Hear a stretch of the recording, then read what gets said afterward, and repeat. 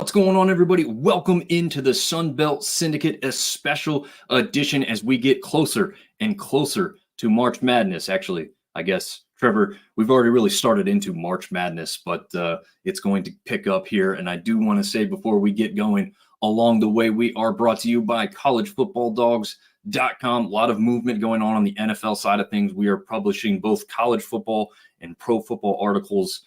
It seems like more than one an hour. So definitely check out the website. That's also part of Dog TV, what will soon to become a podcast network on the website that's running almost continuously. So you can always jump over there and find some coverage. Also brought to you by Dubby Energy Powder. Down below, SB Syndicate at checkout for a little affiliated link and get a little percentage off. Let them know that we sent you over there. I've got my sour gummy bear flavor. Is it gummy bear or gummy worm? I think it's gummy bear. Anyway, it's fantastic. It's like $1 a drink when you break it down. So if you need a little pick-me-up, it's not a bad thing to use to give you a little boost in the end of the day. Very clean energy, not a bunch of sugar, no dyes, all that good stuff. And for the second time this season, I wanted to have more guests, but people are really busy and they're experts, so I want to have them on when it comes to basketball. We have the host of the Two Pointers podcast, Trevor Everette, joining us to talk some Sun Belt hoop action. Welcome to the show, Trevor. Thanks for coming on and hanging out with us tonight. First of all, thank you for having me. Look, talking about March is already here. I was at the CAA Championship this weekend, and in a span of this is one day, in the span of, I guess if you take the Charleston blowout out of it, in a span of 6 hours, I saw one of the best teams get upset. I saw a 60-foot buzzer beater, and I saw a double overtime game that saw a 7-seed win. And that was just a conference tournament quarterfinal, by the way. March is here, and obviously we've already punched some tickets, and I'm really excited to talk, and I appreciate having me. Yeah, absolutely, man. If you guys don't follow him already, because I've mentioned him a few times on this show specifically, and he actually had me on his show to talk some Sun Belt hoops before the season got rolling this year. So maybe, hopefully I've sent some of you guys over there to check him out. He does both college and pro hoops as well. So definitely check him out. A great listen. He's got pretty good audio equipment, so he sounds very good on his show as well, as you'll hear here tonight. He's got a good voice for this. So I'm definitely happy to have him on. And again, provide a little bit more expertise than you usually hear from me on the basketball side of things as we get rolling along here. So why are we here? We know that the Sun Belt tournament has concluded. We don't know who the Sun Belt representative will go up against, but that is what we're here to talk about and speculate with tonight. That's kind of why we scheduled the show for now, because we thought there'd be a whole lot more interesting things to talk about. If you got one team going up against one team, right, you're going to go against just a bunch of statistics. But now we know we can speculate on how they're going to match up, where they're going to be sent, what seed they may end up being. So without further ado, let's go ahead and start jumping into that. We're going to call this one the Dukes Dancing, or the Dukes Are Dancing, however you want to do that. If you feel that is grammatically incorrect, I apologize, but we will quickly move on from that slide in the first place. So overall, with the standings on what they finished like with this season in the Sun Belt, and I guess before we get going, Trevor, I know you didn't get to watch a ton of Sun Belt basketball this year as you cover another league and just a big net of, no pun intended, big net of other coverage that you're doing in general. But I do know that you headed up the mountain to see the App State versus Auburn game. So maybe talk about your experience in the Sun Belt literally this season and what that was kind of like for you up there. Could have been two games. I shot you a text the other day, a little anniversary trip. I tried to convince my wife to go down. We were not far from Conway for two of these teams. Coastal was hosting what eventually ended up being the team that we're going to spend majority of today talking about, which obviously stinks, but, anniversary weekend, had a great time. So I know she was willing enough to get, and obviously I wouldn't have gotten the App State opportunity without you putting some stuff out on some forums. Y'all got a really tight-knit community up there in Boone. Shout out to, I can't think of his name right now. Oh my gosh. I'll come up with it. But no, well, look, even at the CAA Championship, shout out to Mid-Major Madness, man. I'm sitting next to him and, two computers in front of him. I've got a computer in front of me, and between breaks, we had like 3 screens up. We're watching every championship game we can because there's like bids getting punched left and right. And so I was keeping up, even though at that point at JMU had gotten up so much, I kind of was like, all right, what's the other one that's on we can watch instead? Because Yep. I kind of knew this was coming anyway. We had talked about this for weeks. Specifically on the app thing, like app was my pick all year, and I've really just like even from the beginning, I didn't cover the Sun Belt this year in the ECB podcast magazine. Would have loved to, obviously, with two of the best teams in mid-major college basketball, and obviously a JMU's case we'll get to in a little bit. One of the best teams in the country, if we're being real with each other. And at the end of the day, like, look, App State, I've never been to any game at App State before. I would love to have football been first, but look, for Coach Kearns to get a win against Auburn, I respect Bruce Pearl for even scheduling that game. That's not something that really happens a lot. Scheduling is kind of a problem anyway at the mid-major level, even if you are App State, even if you are James Madison. There's a whole article that you can read from John Fanta about James Madison and their scheduling problems. One of the best reads of the year. Of any type. John did an incredible job on that and talked about their scheduling problems this year, and look how it turned out. They're 31-3, and we're sitting here talking about who they're going to play in March Madness potentially as a 12 seed. So long-winded answer, but I think that App State was an incredible environment, and again, credit to Bruce Pearl. I think that team. I think that was a little early. It was in early December. I believe it was December 2nd or December 3rd when I was out there in Asheville, and I drove actually kind of sort of out of the way to get to Boone, but yeah, it worked. At the end of the day, like that, Court Storm, great for the students, great for the program. Coach Kearns, I mean, that's a win that he'll have on his resume when he's getting paid at the Power 6 level very soon. Yeah. Court Storm before they became dangerous and talked about banning them. Look, I've been in enough heat about the Court Storm thing this year. I had to go out and publicly defend myself on that a couple times. There was a tweet that I don't really regret, but it definitely didn't proceed very well. And long story short, I'm pro Court Storm, and I think we can figure out a way. Yeah, I'm with you. I'm pro Court Storm. They even did it when App State beat JMU for the first time when I was at that one. I'm not sure if that one was really appropriate when you're above somebody in the standings in your own conference and they're not ranked. But regardless, it was the fun thing. And apparently, and I think we both talked about this after your experience in Boone, App allows people on the court, like within 5 minutes of the game, anybody can just come down and get on the court, which is, I would assume, is unusual.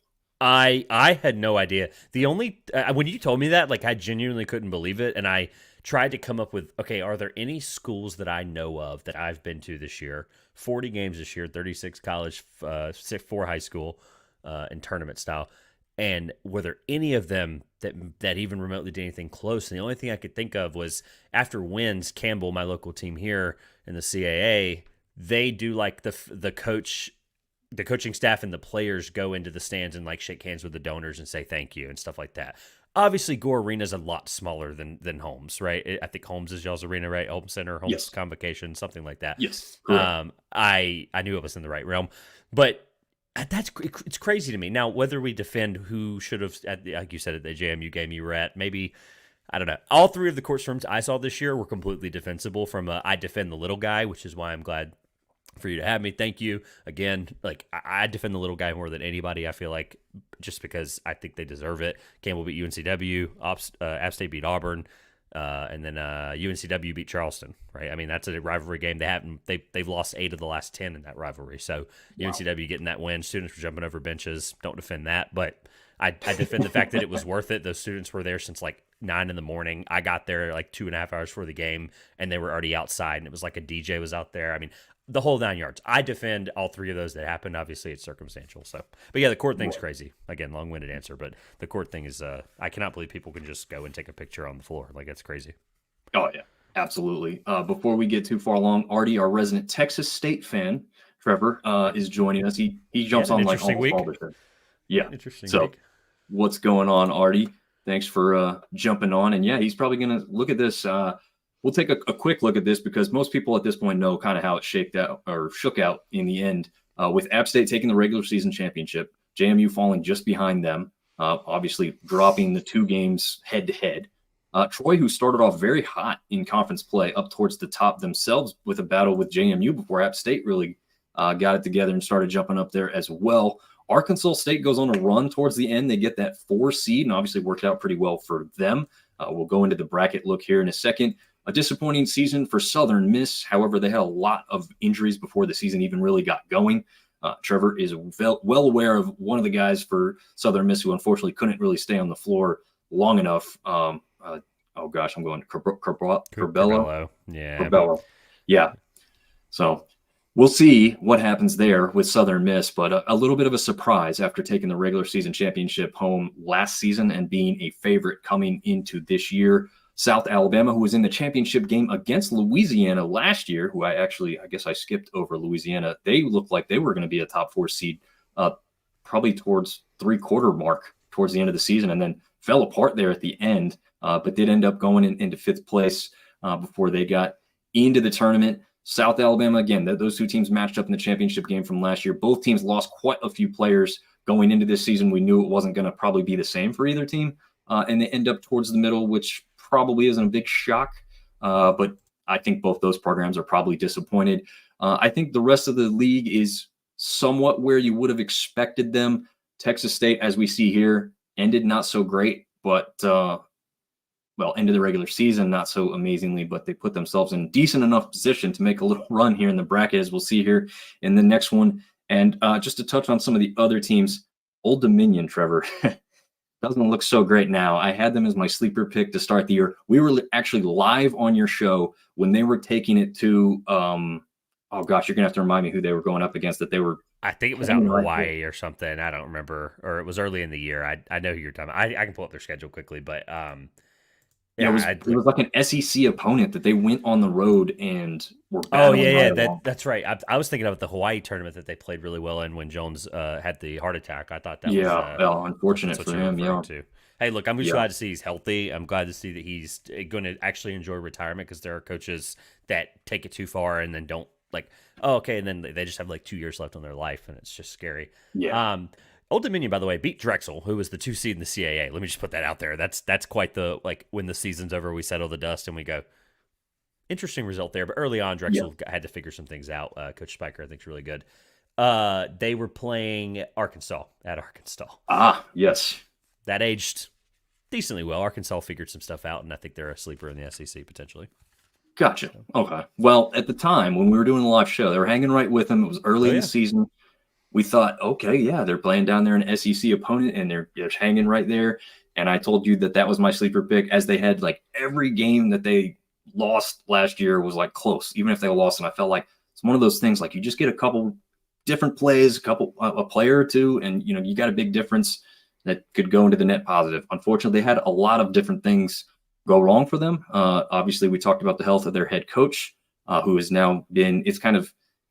The situation, obviously, with the coaching wasn't funny, but it's funny that they go from a guy whose last name is Jones to another guy with the last name Jones, Mike Jones. And the Monarchists were having a lot of fun with that. If you've listened to their podcast at all as Sunbelt fans, and, the rapper who can repeatedly say his name, my name is Mike Jones, and says it all over his tracks. Anyway, they put a funny gif out. It was comical. But, hopefully they get into a better situation, because they also had to kick one of their best, actually the best player and the top scorer in the league at the time, literally got kicked off the team about mid-season, I think it was.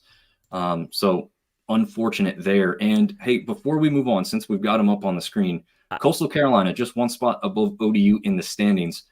Is it official yet that they've hired Western Carolina's coach at this point, or that's still just speculation? It 100% is. I had heard something that morning, that he may be on the move from Western. Didn't really look. I believe it till I see it, even with the coaching carousel now and how much information is out there. But I knew he was probably getting a job, and I'm really glad you brought it up, because I had 2 things I wanted to say about these 2 teams specifically, which for Sunbelt fans, they're going to enjoy this. But for fans that maybe just be tuning in on this, oh, cool, Sunbelt show, talking about JMU. And they're like, we're 18 minutes in. Why are they talking about the 2 worst teams in the league this year? It's because I think it just shows you where we are, even in March. I was sitting, talking to guys at CAA championship, and just the amount of players that are already in the portal that were in front of me the entire weekend. It's just crazy to think. So there's just a lot of stuff going on. Yes, Justin Gray is one of the best coaches in the country at the level, and I think that's an incredible hire. He's really well connected in this area. Obviously, went to Wake Forest, had a great career there as a player. That's a hire that I think if Coastal fans who might just be, more football forward, which I think is probably a lot of them, especially with basketball this year. I hope to get down there in November for the Myrtle Beach Invitational, incredible tournament that I've never had a chance to go to. But awesome venue that gets to host that every single year. But Justin Gray is one of the best coaches at the level. I'm super excited what he's done in 4 years there at Western, even without. Von Terres will write, when you have a player like that who's one of the best players in the country. Let me just be upfront about that, right? 22 6-6 or something stupid like that. Right? He had an incredible season. Look. It's not a hey, we're going to win 16 games next year move. I just want to be completely clear about that. And then Old Dominion, I was actually really surprised by. There was a bunch of Jones that were floated out there. I think they got the wrong one. I'm really surprised they didn't try to go after Robert Jones at Norfolk State, who just continues to absolutely tear up the MEAC and just wins. Like even when Central has really good years in the MEAC, or Howard was the tournament team last year for the MEAC. Robert Jones is an incredible coach, and he knows the area really well, probably almost better than anybody in the country. And I'm really surprised that you don't go after that Jones of all Joneses. I was really surprised by that. Not that the Mike Jones that they got wasn't connected, but Robert Jones is the most connected person in the Norfolk area. I mean, it's not even close. And I was just surprised by that. Yeah, no, I remember you saying that first and foremost, like before any of the news even really started coming out. You're throwing it out. And Artie, I'm not sure if Artie's in on the joke on that, but do you know any real background about Mike Jones, like where he's come from to come into ODU like that? Or I'd be lying. I don't. Yeah, I'd be lying if I was like, I've heard like, or this is what I like is from his background. I mean, I can look it up and probably give you an answer. Like when you Google Mike Jones, the rapper comes up like first. Yeah, exactly. Yeah, but, yeah. You know, I don't want to force anything, but at the end of the day, No, like yeah. I knew I knew how I felt about Robert Jones, and so I was like, I'm not going to say anything about a guy I don't know a lot about. Right. But if it's the Mike Jones I think it is, because there was two Mike Jones that were in on this. It was between two different Mike Jones, which is really crazy. And I'd be lying if I told you like, it should have been this one or that one. I don't know. It's just cool to think Jeff Capel was also an ODU coach there, also another African American coach. But look, he was an alumni of the Monarchs from 91 to 95, and I think that's probably ultimately what was his helping thing. 2 tournament championship teams, it looks like, greatest wins, some of the greatest wins, and then he was an assistant at Maryland. So that's the Mike Jones we're talking about here. So yeah, that's probably I think it's anybody that comes through Willard's system in Maryland. Look, I think that's probably a good guy to have around. But again, I can't make it clear enough that they should have went after Norfolk State's Robert Jones, and they might have. I'm not saying that. I'm not connected enough to tell you they didn't, but I can't tell you. There's no one better in that area. Yeah, so that makes perfect sense. And I, when you said that, I was like, wow, that is a good, because I remember them matching up with App State in a playing game, the COVID year, whatever, 2020, I guess it was, or 21 by the time the dance started. I can't even remember at this point. But anyway, Norfolk State beat App State in that first game to get to play the great chance and privilege to play Gonzaga in the opening round of the NCAA tournament. So that didn't go so well for them. But I do remember that one specifically. So let's take a quick look at the bracket itself and how it ended up working out. As noted, Texas State, one of the 4 worst teams throughout the regular season, although come to note, again, towards the end of the season, they took down both App State and Troy. And then they also took down Troy again here in the bracket to get into the semifinals. So, pretty decent run there at the end. Texas State has routinely been one of the better teams in the conference. So before the season, had you told me Texas State would end up here, I wouldn't have been ultimately all that surprised or shocked. With where they started this bracket, I would have told you that I would have been surprised. It wasn't a surprise to see them beat James Madison at the start, ODU to start with. But that was a close game. And then they go in and they beat Southern Miss pretty easily. Then they go in and they beat Troy, and then they hang with James Madison better than Arkansas State did in the championship game. So Texas State may be positioned very well going into next season. And as Artie has been watching the show tonight, hopefully he's got some high hopes for where basketball can get to there. As far as disappointing years go, again, Marshall didn't have the greatest year, but still goes in and upset. It's not a huge upset. It's only 1 seed difference, but they do go in there and beat Georgia State in their first round before they getting bounced by James Madison ultimately in that next one. Again, towards the top, you've got kind of the expected layout with App State and Arkansas State moving on there at the top and then matching up. And what a finish in that one. Probably the best finish of the tournament, except maybe, I don't know, because of how weird it was, the Texas State ODU finish that wasn't.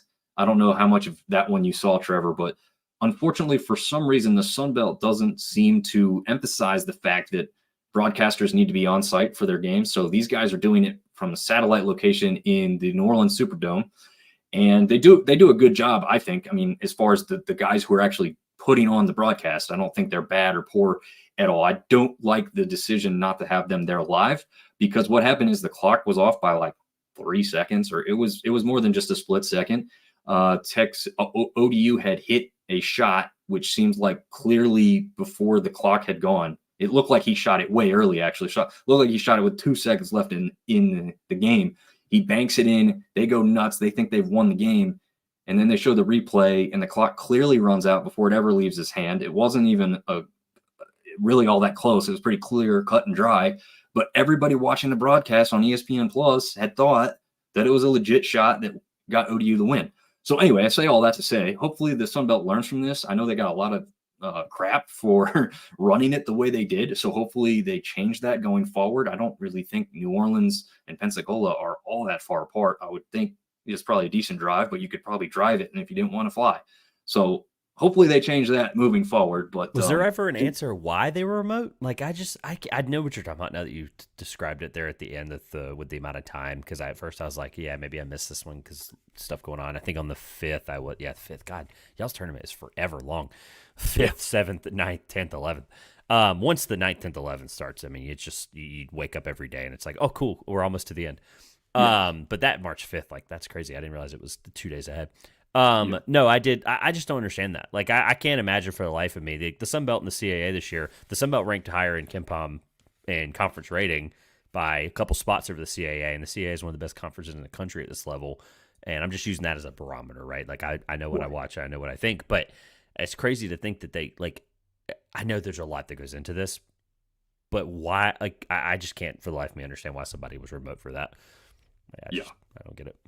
I don't either. And we even got Artie questioning why Pensacola, Florida. The only reason that I see Pensacola making sense to me is because it's kind of a destination. It doesn't really make 100%. Sense as far as where these teams are located, but it's kind of around spring break.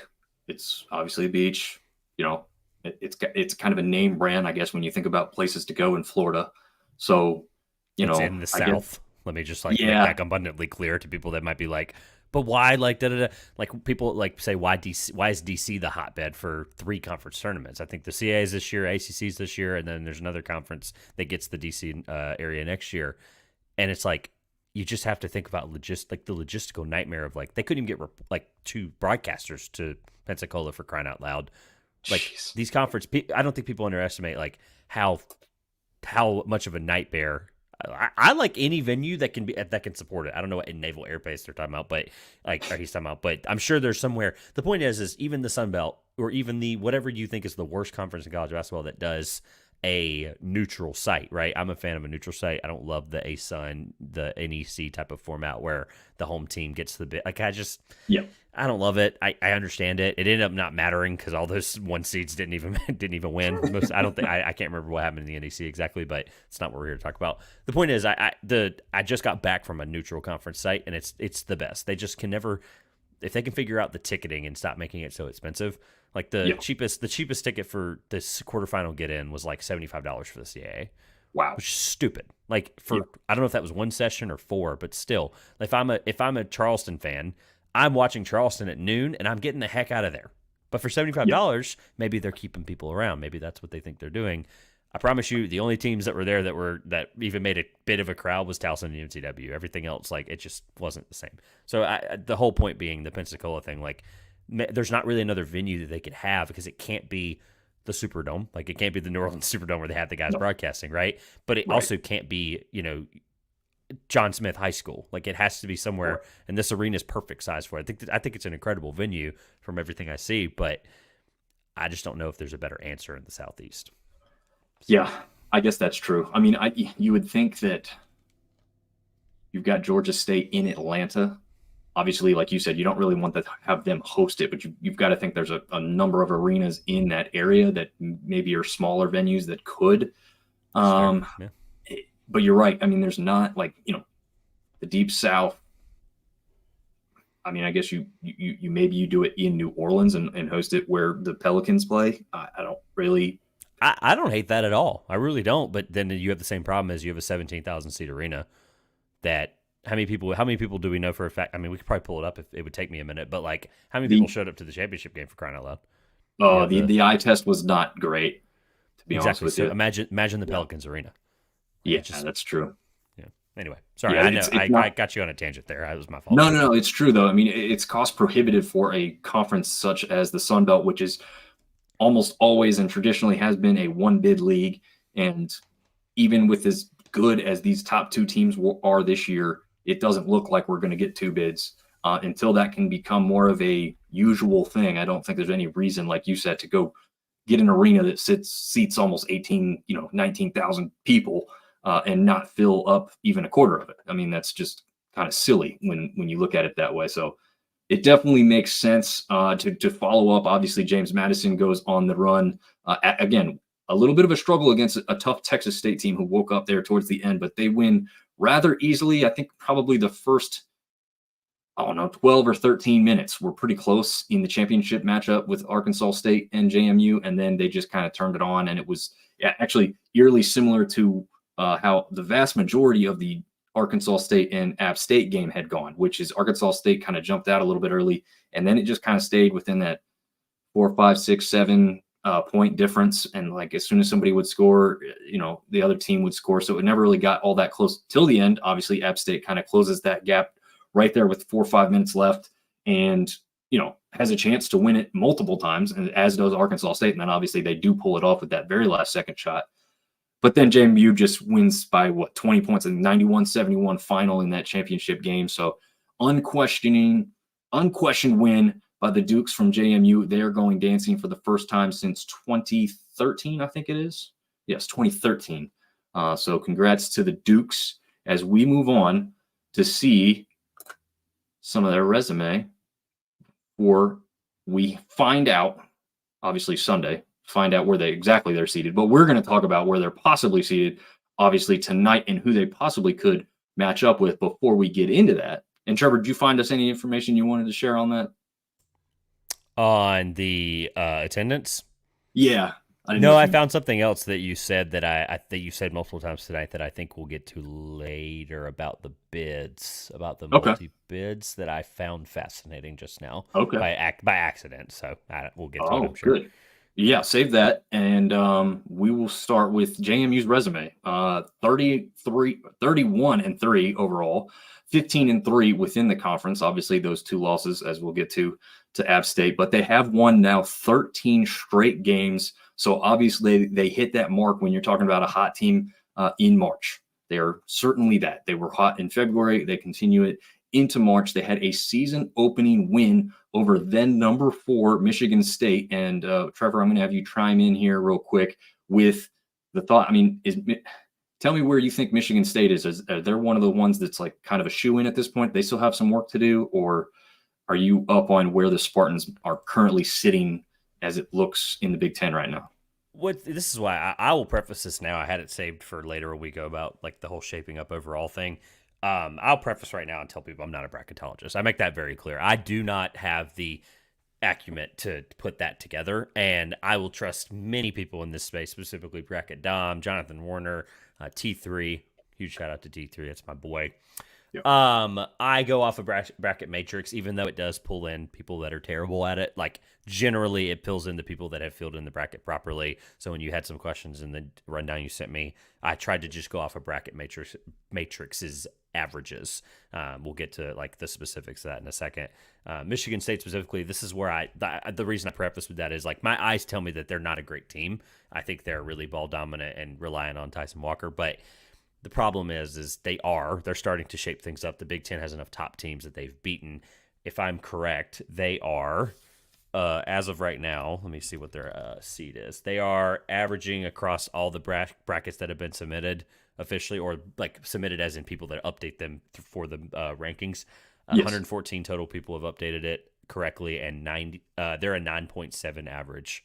Wow. Okay. So I mean, again, this is good for JMU. I'm not trashing right. Michigan State.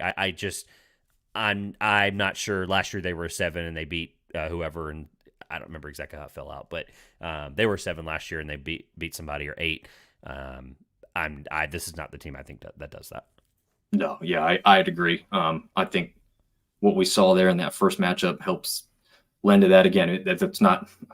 It sounds like that's a backhanded compliment to James Madison, but I think when you're at home as a power program and a power school specifically, and you're playing what a lot of people don't even really know probably in that area of the country where James Madison is at that point.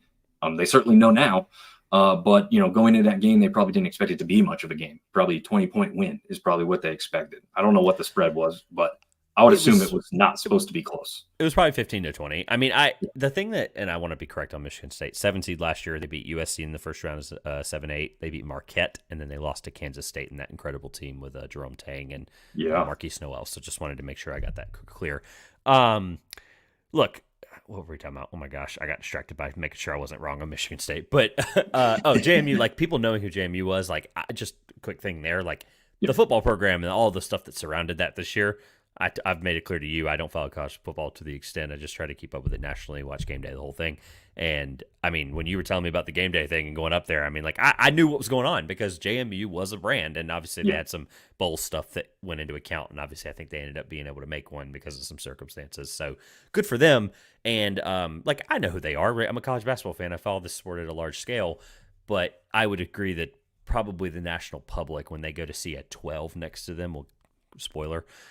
For me at least. Sorry, I know I got ahead there. But when we see a blank number next to them that's not a 16, a 15, a 14, etc., people don't even know what conference they're probably in because they've obviously moved conferences not that long ago. So the point is people are going to look at them and see the record and be like, oh my God, pretty Cinderella pick, i.e. Charleston last year, who lost to the eventual runner-up in the national championship game. So, that number is a very, very popular pick, and I think we'll get to them again. I'm not trying to get too far ahead of myself, but the JMU recognition thing, people know who they are now. I think this will help, like you just said, and then football and some other things being successful is going to help you get your name out there, obviously. Yeah. That's not anything new. Absolutely. Artie has another great question we'll get to right after. I want to wrap up this slide before we move on. So again, 2 of 3 losses to first place App State. Their only bad loss and their only other loss in general was to 6th place Southern Miss, who probably at the time of that loss was playing better than they did anywhere towards the end of the season. So not even the ugliest of losses, I would say. When some outsider is looking at it and not knowing some of the things that go into it, maybe they think it's worse than it is. But I'm going to say that it's not the worst of losses, as we'll see with App State later when we talk about their chances for any postseason play. But Artie has a good question, and Trevor, I don't know how much you'll know about either of these 2 teams, but before a couple years ago, Little Rock was in the conference for both, I think, basketball and baseball as well. And UTA, I'm trying to think of UTA. Technically, I think it's University of Texas Arlington? Yes, that's it. There you go. UTA. Yep. I knew it was University. I was trying to think of where the A was at. You're right. It is Arlington. They got like a Bronco or a horse of some sort, logo-wise, like orange and blue, I think, were their colors. Both of those teams actually did phenomenally when they were in the conference for basketball because guess what? They didn't have football, so they could really focus on the basketball aspect. For me, personally, I don't miss either of those 2 teams whatsoever at all.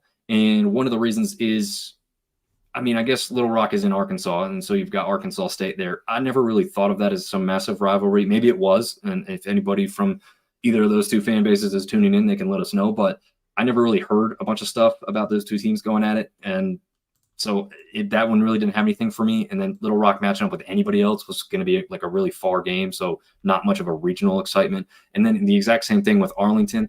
Maybe you looping in Texas State as a possibility, but again, that never seemed to have some kind of crazy heat to it. Again, not matching up with these schools and these teams in football probably leads to a little bit less of a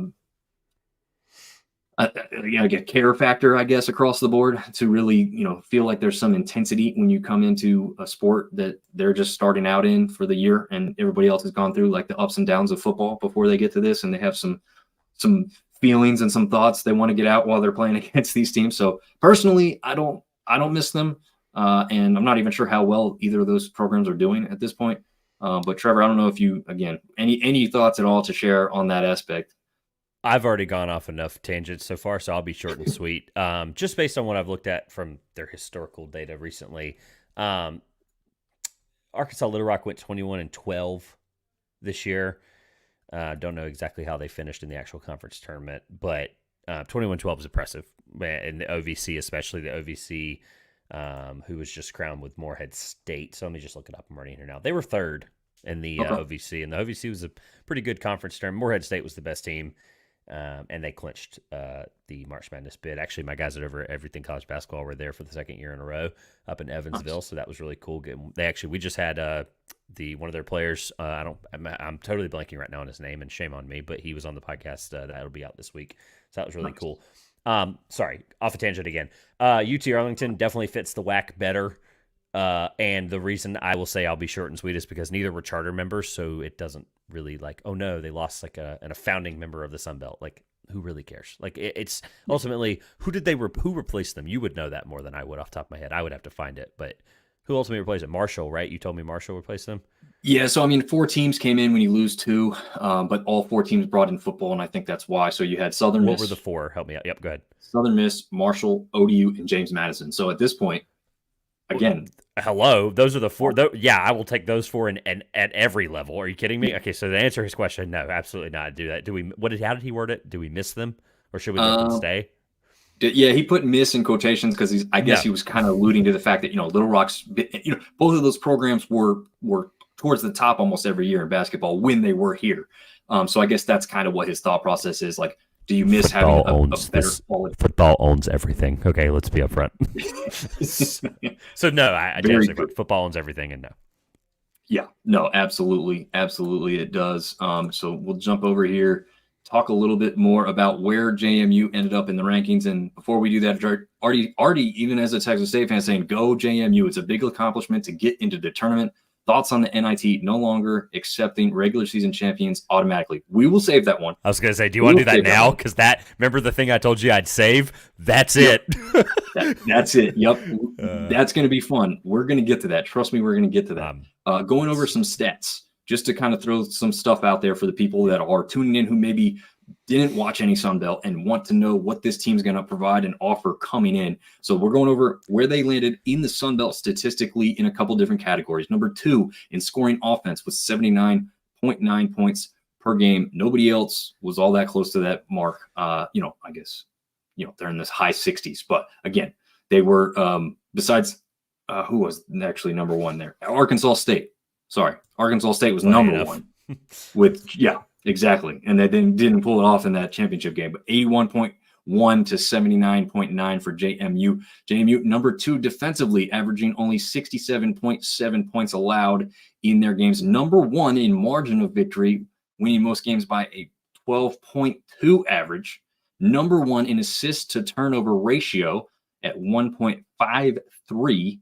And number 2 in rebounding margin, 4.9 in that one. They're actually 13th in block shots, which when you think about defensively, App State being number 1, you're thinking, oh man, 13th in block shots, not great. However, number 2 in steals. So they are still creating turnovers. And again, that's going towards that assist to turnover ratio and improving that mark there. They were 5th in 3-point field goal percentage at 35%. 2nd in opponent's 3-point field goal percentage. So defending the arc rather well at 29.3%. 8th in free throw percentage, which is a little surprising to me, less than 72%. So, impressive that they're not really hitting them from the line like that and still having that margin of victory of 12.2, closing out some close games in the end. 5th in rebounding and 2nd in rebounding margin at 4.9. We already mentioned that one, actually. That one's up on screen. And then that pretty much does it for the stats. Trevor, I don't know if you had anything that you found that you wanted to add to that before we move on to the next part of this one? Yeah, I know this is a Sun Belt show, but this is also talking about the team that just made the tournament. So not talking about their national stats, I think because I think all the stats in Sun Belt are awesome, and it's what got them there. Right. But now their conference stats for what people are going to be looking at the tournament are going to be irrelevant. People are not going to look at them, and so this is perfect for. By the way, all of those do not surprise me. Like the steals thing, right? They're more active on defense. They have better guard play than they have front court play. At least I think so. I know they have a deep front court, but Terrence Edwards is everything for this team. And I'm not surprised by the steal number. I'm also not surprised by the block number because I saw the number 1 team in that ranking and the block number. We'll get to that in a little bit. But look, at the end of the day, just a couple of things that people are going to be looking at.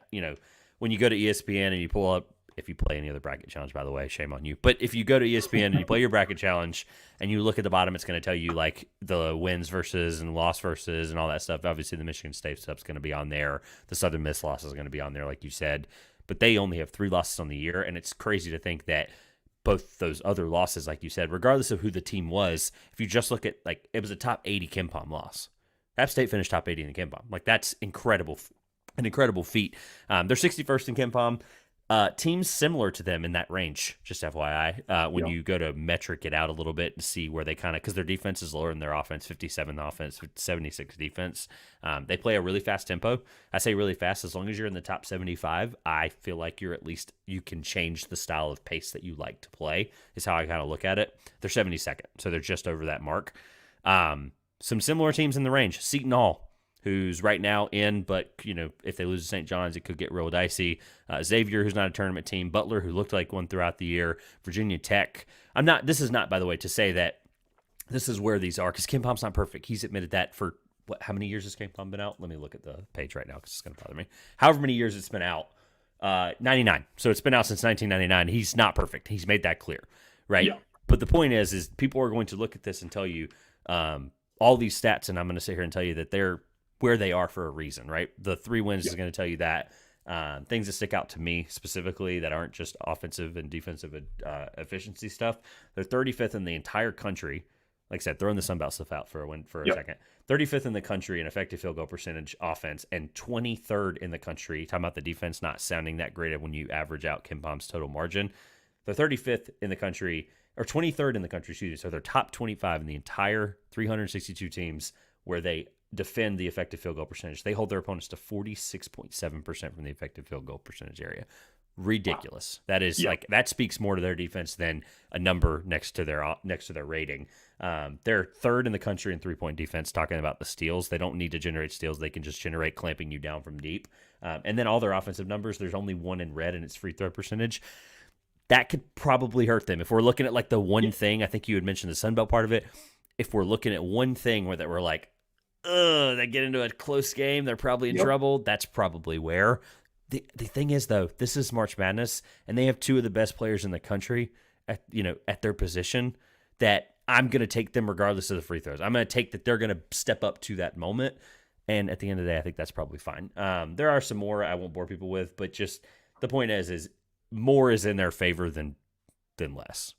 Right. Yeah. And it's weird to me on the free throw aspect. You've got Noah Friedel, who was clearly one of their best players last year. He kind of took a back seat for much of this year with the emergence of Edwards and Bickerstaff, who was a Boston College transfer who came in and made a big difference offensively and defensively throughout the year. Again, Edwards Jr., leading the way. But you've got Carey, who's been on there, Horton, who's been the thing that was actually eerily similar to between JMU and App State is that it wasn't always the same guy who was doing it. Edwards was the guy in name, but he's even had some games where he could take a back seat, and Friedel picks up the pace and takes over a game. You've got Xavier Brown, and both teams had a kid named Xavier Brown, so that was a little confusing. But the Brown for JMU was a little bit better of a shooter, so he can take over some games. But again, it's like they don't have to have that Davidson with Steph Curry. It's not like there's one clear focus. If you shut him down, you win the game. They can beat you in other forms and fashion, and that's exactly what both App State and JMU brought to the table in the Sun Belt this year, and why they were up towards up. And Troy, I want to include in that as well. Troy was like that throughout much of the season. Eugene, probably Christensen, I think, was the other one that were some of their top players. But again, it swayed depending on the game and the circumstance and who they were matching up against. So you've got a number of different teams who could throw a number of different ways of beating you.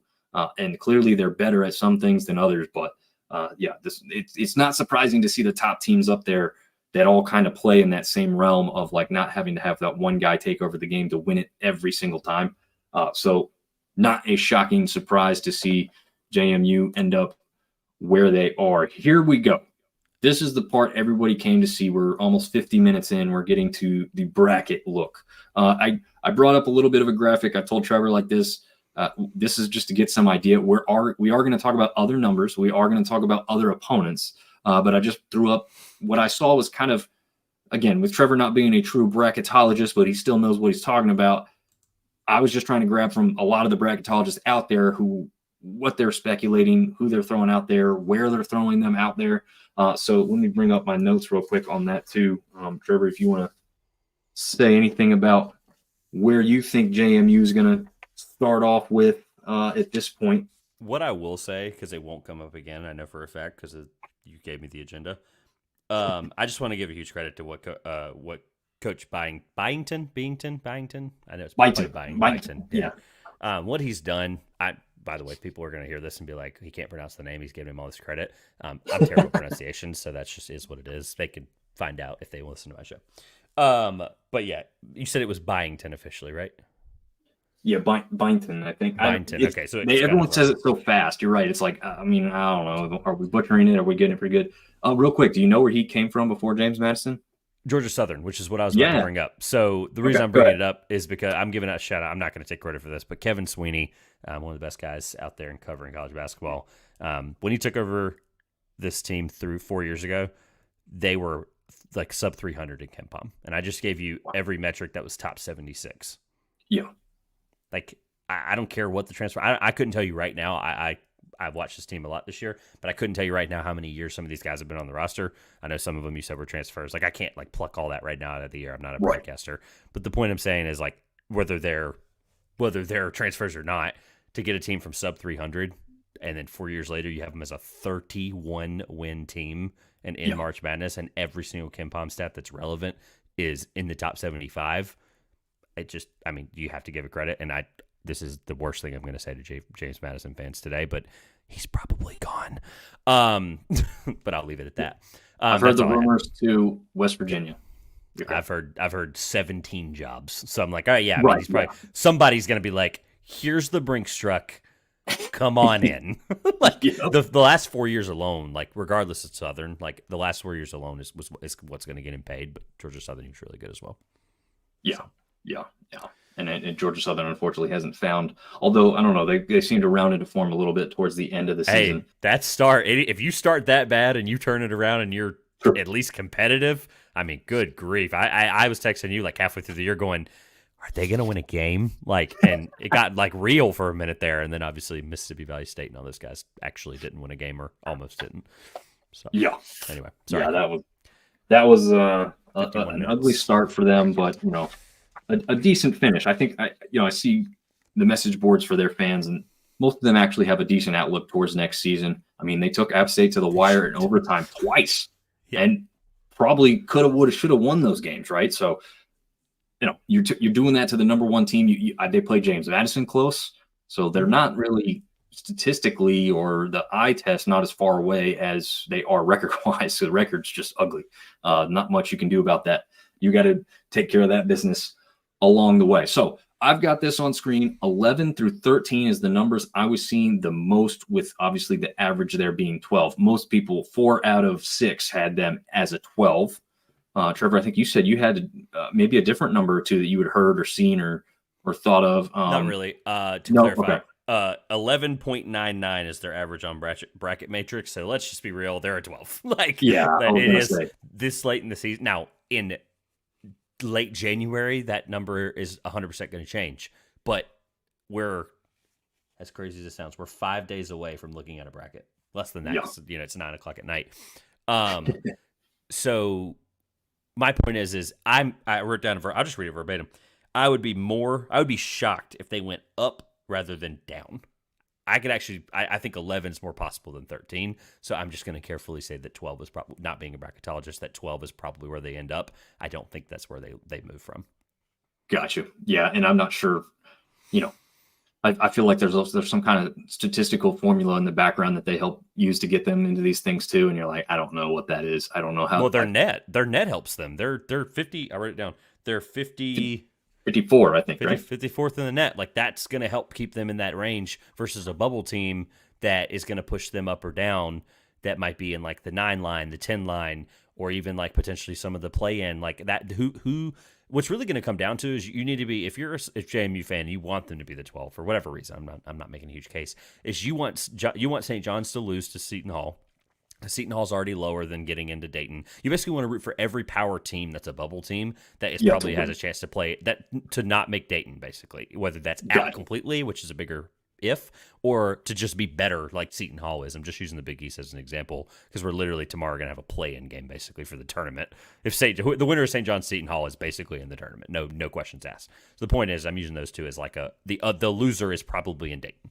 Not that they Gotcha. might want to put St. or Rick Pitino in Dayton, but Uh, whatever. It is what it is. Anyway, long-winded answer. They're 12th. yeah. Like I Yeah. think that they're going to be a 12 line. They're going to be playing a 5 seed. That makes sense to me, especially from what like we just talked about, seeing pretty much across the board. So I've seen Washington State, Clemson, Washington State as a possibility out in Omaha, Clemson as a possibility in Pittsburgh. Texas Tech was listed 3 times by 3 different publications, including On3 and CBS. One in Brooklyn, one in Spokane, and one in Pittsburgh. So 3 different locations for the same matchup across 3 different publications. Kind of interesting there. But the only other one, did we cover Clemson? Did I say Clemson? Clemson in Pittsburgh. Those are the ones that I found myself. Trevor, what else have you seen, heard, or who do you think might match up better when you've looked at it? So I'll just give you and again, I am not a bracketologist. I want to make that completely abundantly clear to everyone that's going to hear this podcast. But again, I use bracket matrix because it's enough data that I think the numbers end up being relatively close or accurate. The only reason I didn't have, I didn't have Texas Tech, and I'll tell you why. So I went with any team that realistically has a chance to be anywhere between a 3 and a 6 right this moment. Because ultimately, based on results, that may land them on a 5 line, right? I really think there's only 5 teams or 4 teams that they really have a chance of actually playing. But all of them that are not Duke. Duke is a 3.14 rating. Duke is not, unless they lose Thursday, they're probably not going to be a 4 seed. The Duke is a 3 probably minimum. If anything, they have a better chance to go up. Yeah, I'd say so too. Kansas, for some reason, is still 3.25. Kansas right now, with no McCullough, in the Big 12 tournament. I don't know if people didn't know that. There's the first accidental Apple thing for the YouTube audience. I accidentally put my thumbs up on the screen. For those that didn't know, the Big 12 tournament, Coach Self just announced on Jayhawk Radio the other day that Kevin McCullough and Hunter Dixon will not be playing in the Big 12 tournament. Kansas probably loses the first round game, if not the second round game. So they're at 3.25 right now, but they're probably trending closer to a 4. And if a bunch of results go against them around the teams in that similar range, they're probably a 5. Kansas is. As crazy as nuts as that sounds. Yeah. Like just Kansas being a 5. So Kansas, Kentucky, Illinois, Alabama, Auburn, BYU, South Carolina, Clemson, San Diego State, which won't happen. We don't really see mid-majors match up against each other regardless, even if the Mountain West has been the best conference of its kind this year. Leave that alone. And then Utah State. And we don't want to see those last 2. We don't want to see those. We don't want to, like you said, No. we're fighting for the little guy. We don't want to see them match up in the first round. I have a handshake bet that the Mountain West will have more Sweet 16 teams in the ACC. That's may or may not have a really large number attached to it. That the guy was joking, but like I don't think he realizes that the Mountain West is that good. Like he's just talking out of his tail. I'm not trying to go on a tangent, but the Mountain West is incredible. I've made that very clear. So let's just eliminate, for the fun of it, San Diego State and Utah State. So Clemson, you have on there Texas Tech, but the reason I did not put them on there is they're a 6.5, and they basically would have to win 1 or 2 games in the Big 12 tournament. I think they're probably trending closer to a 6 or 7 than 5 or 6. So I just left them off. But Texas Tech is probably one of the worst case scenarios for JMU, because if there is a defense at that number line, it's probably Texas Tech and Grant McCaslin that can stop them. And then I'm gonna eliminate Kansas for one reason. And it's because I think Kansas gets the benefit of the doubt. If they're between 5-4, I think they probably get the 4. Again, not a bracketologist. There's probably a reason why they wouldn't, but I think they'll probably end up at 4. So to answer your question, go ahead. Sorry. Well, yeah, sorry. Just on that line. So you've got a team and a coach who's already said some of their best players are not going to go in the tournament. The Big 12 tournament, correct? Yes, they'll play in the NCAA tournament, 100%. Yep. Right. Yeah, absolutely. But does that? You think that factors in when they try and seed these teams? Like this team's better than what they're really. No, it doesn't factor in. No, because they know they'll get a fully healthy roster, not actual fully healthy. Kevin McCullough is probably 80%, and then Dickinson, the shoulder, I didn't realize was that bad. So they're going to have a quote unquote fully healthy. That's a week off basically for Kansas. So, actually, it'll end up being 7 or 8 days. It actually end up being 8 days off. So, Kentucky, Illinois, Alabama, Auburn, BYU, and South Carolina are the realistic teams. I think, like, absolutely realistic. Washington State, to answer your question, or why we didn't have them, 6.46. I don't know if their resume is strong enough that I think they'll probably land somewhere closer to 7 than 6. Same answer as earlier. But we can leave them on. But I think the one, well, I don't know if you didn't ask me this technically, so I'm not going to say it. But Kentucky, Illinois, Alabama, Auburn, BYU, and South Carolina and Clemson, I think are the most realistic 1, 2, 3, 4, 5, 6, 7 teams I just said. Yeah, that makes sense. And I mean, like you said, Washington State is Pac-12 ain't gonna be easy to win that one. I did look at their record. They are sitting at 23-8 overall, so not a shabby record. Not somebody you might really want to match up with, but I guess at this point of the year, anybody you match up with is going to be scary, right? Like, they all have made this tournament. You don't really want to. We've finally seen in recent years 16-1. So the unthinkable has happened at this point. Nobody can go in here thinking they're just going to coast through any round at this point. So yeah, it's going to be a tough road for James Madison, no matter who they match up with. But it looks like what you said, those teams there, including BYU, Alabama, Auburn, Clemson. What was the other 2 or 3 you mentioned there? Kentucky, Illinois, Alabama. And by the way, this is in order from highest of those numbers, so 3, 4-ish to the lowest. Gotcha. 6-ish. Kentucky, Illinois, Alabama, Auburn, BYU, South Carolina, Clemson, and then Washington State we can throw in as well. Yeah. Or these 2. Or these 3. Interesting. Yeah. I mean, if JMU is playing like they did for what I was, obviously it's pretty much given the majority of the season. I mean, they had 3 losses. They had the most wins in NCAA basketball right now. So, I mean, they're not going to be scared of anybody. They've also gone in and beat number 4 on the road. Again, they're not number 4 now, but they did go into somebody else's house to start the season and take out what is a monster program. So, yeah, I mean, I don't know if the national media will favor them in any of those matchups, but they should take them very seriously at the very least. And I think what we've seen from James Madison leads us to believe that they could beat a number of those teams. Again, it won't be easy, but it could be possible.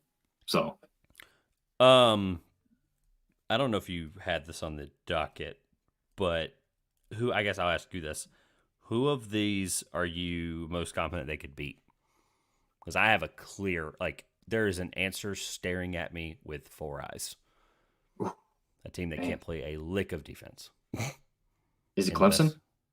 No, Clemson's defense has actually been pretty good down the stretch. But I mean, they could definitely beat Clemson. I saw Clemson beat Carolina at the Dean Dome, and I couldn't tell you if Clemson could beat another team the next week. I mean, sure. Yeah, that's true. But Alabama cannot defend a wet paper bag.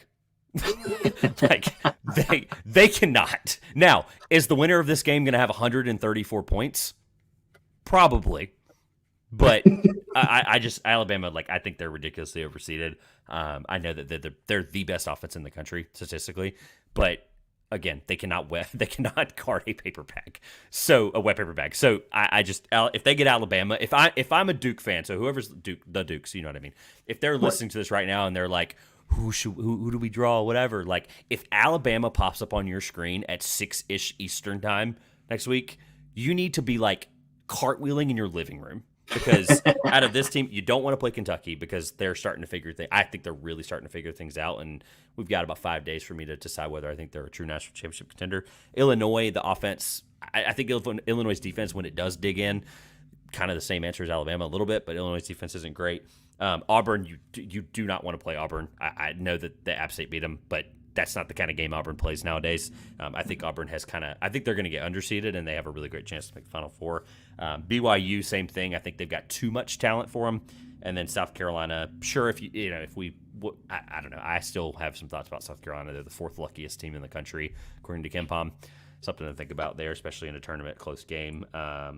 Yeah, out of those teams, if they draw Alabama, I think they need to be jumping for joy because JMU's offense is more likely to step up than its defense would be to fail, if that makes sense. No, I agree with that. Yeah, I definitely agree with that. No, I like that way of saying it too. I like that outlook. The next one. So we're going to take a look at what we just talked about a little bit, but we're going to see the net rankings by conference. And hopefully this is showing up for the people that are watching this visually, because I realize now that the graphic, as you see it on a smaller screen, is a little darker than I had intended. So some of them are blending in a little bit more than I had hoped.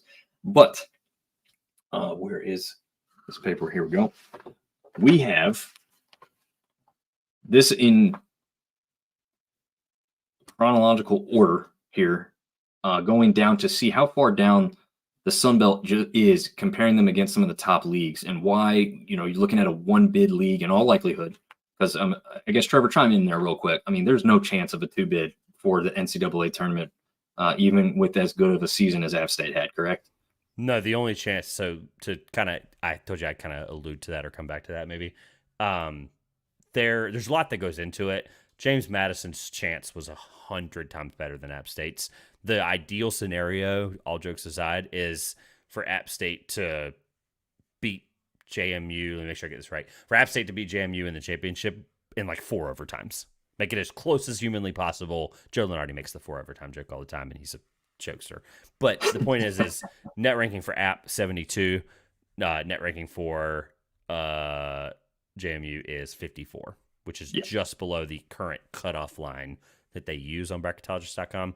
So, and really honestly, I from what I do understand about this, if they don't have that loss to Southern Miss, so they have 7-1 in quad 3, 22-0 in quad 4, which means they just absolutely did not take a blip in the regular season, realistically. And then 0-1 in quad 2, which I believe was an App State game. Let me make sure I got that right. App State was a quad 2, and then one of those App State games was quad 1, and they're 1-1 in quad 1 because of the Michigan State game.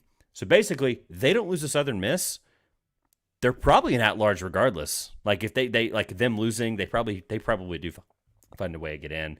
And then to back up some data on what you mean about historically the Sun Belt isn't actually really a two-bid league. It's only happened. I don't have it in front of me now. I accidentally clicked off the tab, but it's happened basically less than 10 times, and not, I believe, since like 2012. I think was the last one I saw. Okay. So not super recent. And at one point, the Sun Belt got 4 teams in. I don't remember when exactly it was, which is crazy to think. Yeah, I was sitting there filtering through it. I had to like find how to filter through it, but once I figured it out, I was really fascinated by some of the data. So, well, and to think about like Western Kentucky, who's been there quite a few times in the past, was a former Sun Belt member, among some other teams that I can't remember them all off the top of my head, but possible. The conference was better at basketball at that point in time than the current iteration or somewhat recent iterations. It is interesting. I did go and look the next highest team in the net after App State and JMU. Trevor, you want to take a stab at who that might be? You're talking about from the Sun Belt specifically? Yeah. Just as a comparison. You don't have to give me the number, just the team maybe. Yeah, I'm trying to think. Like, I don't want to look at the list of teams in the Sun Belt. I feel like that's a dead giveaway, but maybe not. It's probably Arkansas State, but that's probably not the right answer. They're probably closer now after what they did in the postseason, but it's Troy at 139, so a huge drop. Yeah, once you get past App State and James Madison. I should have gotten Troy. That was a mistake. Third best team in the conference. That makes sense. Yeah, so 181 teams would be half of 362. So the vast majority of the Sun Belt teams in the net fall below the halfway point. So that's where you're seeing not a lot of respect and not a lot of chance for a two-bid league. And again, the Sun Belt coming in at 17th. So you've got the Big 12, the Big 10, the SEC, the ACC, the Big East, the Pac-12, the Mountain West, Atlantic 10, the American Conference, the Missouri Valley, West Coast League. Look at that logo, by the way. Ugh, that thing is ugly. The Ivy League, which is not much better of a logo probably. And then to round it out, you've got the Southern Conference, where two of the teams currently in the Sun Belt have recently come from, App State and Georgia Southern. They downgraded for basketball as far as that is concerned, which isn't really a big shock, I guess. The Southern Conference has been routinely pretty good. But the Western Athletic Conference, the Conference USA, Big West, and then after all of that, you finally get down to where the Sun Belt falls in net rankings by conference. So Yeah, you want to sit there and say, you know, as an App State fan, you think they deserve it, that they've done pretty well. Well, you got to, not only do you have to do better in the net standings, you've got to have more teams in your conference do better in the net standings, right, Trevor? I mean, if you're going up against teams higher in the net throughout the season, then those wins mean more. And if you have some losses, they mean a little less if you're facing opponents that are higher up on that list. So, I mean, that's just a real basic way to look at it. But that's one reason you're not seeing people say, well, App State does deserve it. And it's not that it's saying they don't deserve it, I guess, but they're just not going to be there. Okay. That's just not going to happen. They had too many bad losses at this point. We'll get into them more specifically, I guess, right now. So we've talked about James Madison. Obviously, they will be in the NCAA tournament as we think as a 12 seed and facing one of about 5 or 6 possibilities. And we will see for sure who that is. Like you said, Trevor, late Sunday afternoon. But do we have another team that's going to be in postseason play in general? And I would say that I feel pretty confident they'll be in the postseason. We will see if they end up in the NIT or the CBI. And is there even another one that you know of? I can't think. It's just the 3, right? NCAA, NIT, and CBI. There used to be like college basketball insider.com tournament, which I think, well, I guess that's what the CBI is, right? But oh yeah, that's right. But there used to be another tournament at something like it. It's not really recognized. These are the 3. Gotcha. Okay. So, you know, App State goes 27-6 overall. Pretty good mark when you look at it there. 16-2 in conference. Very impressive mark. Again, even with where the Sun Belt lands. They won the regular season title. They had 2 wins over NCAA-bound James Madison. They had the victory at home that Trevor got to witness in person against Auburn. They had a big-time 86-56 win versus UNCW down in Florida. So that was a neutral site game. But at the time, I actually kind of argued with a few people that win was bigger and more impressive than the win at home over Auburn. Now that quickly dissipated. But when it first happened, those 2 games happened within like a week or 2 of each other. And I thought, you know, UNC may be more impressive than Auburn. And then that switched up. But I had them having 4 bad losses. So one bad loss that they had at the time to start with here was against UNC Asheville in Hickory, North Carolina. At the time of the game, UNC Asheville was only 6-6 on the year. They lost that game 76-63. I can't remember the kid's name, but one of their shooters just shot lights out. What was it? Oh, Drew Pember is the best player on the team, but the lights out shooter I cannot remember. Yeah, I was checking the score of that game because I was out and about. I wasn't actually watching it, but yeah, that dude. I mean, I think he 7 of 8 from 3 or something stupid like that, or I think it was more than that. But yeah, ridiculous. It was crazy. Now again, at the time of the game, they're 6-6, so it looks like a horrible loss because App State had come in with a much better record at that point. Yeah, they played Michigan though. They played UNCW. They probably should have beat Michigan. To be fair, they played UNCW and lost. They played Lipscomb and lost, who was a 3 seed in the A-Sun and could have probably won the tournament. Western Kentucky, who's the number 1 seed in the A-Sun, they played and won. Wofford, 35 for the game. Yeah, ridiculous. 30 points in the first half. At Kennesaw, at Western Carolina. They lost to Auburn. This is at UNC Asheville, by the way. So they all played like relatively similar competition. So 6-6. I mean, at the time, that was probably not a UNC Asheville team that we were like, oh yeah, this is where they get back. Drew Pember, right? My pick ultimately, like UNC Asheville was incredible. I believe I picked them to still finish first anyway, and High Point obviously did what they did, which was unheard of. So anyway, yeah, they end up finishing second, 22-12 overall. Right. So in the end, not a bad loss. But again, when you're seeing it live, it's a 6-6 loss, or a loss to a team that is only 6-6 on the year. So that didn't look so ugly. Here, they're really ugly ones. Northern Illinois. This was only the second game of the season, so it was hard to tell this at the time. They lost 91-78. They end up 11th in the MAC, only going 11-20 on the season. That very next game for them, for App State, was up in Corvallis against Oregon State, who ended up 12th in the Pac-12 and 13-18 overall. So at the time, that one didn't look like a terrible loss. Like you go all the way across the country, you take a power team to overtime and lose a close one. But now at the end, yikes, not so great.